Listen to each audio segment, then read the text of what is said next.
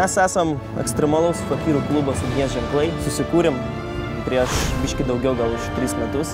Grupė kaip ir niekada neturėjo tokio choreografo, režisieriaus, pastovaus vadovo, dėl to viską, ką mes darom, mes mokėmės patys iš interneto, iš kažkokių tai atsitiktinių žmonių.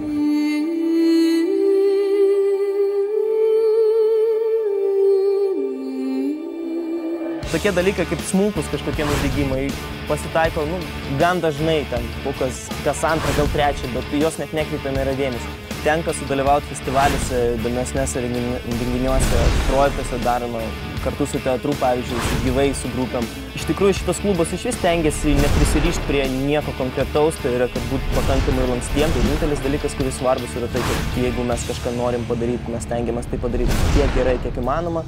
Ir žiūrėti ne tiek į Lietuvos net sceną, o stengtis siekti pasaulinę sceną, tai yra pačius geriausius, aplenkti juos ir padaryti dar geriau.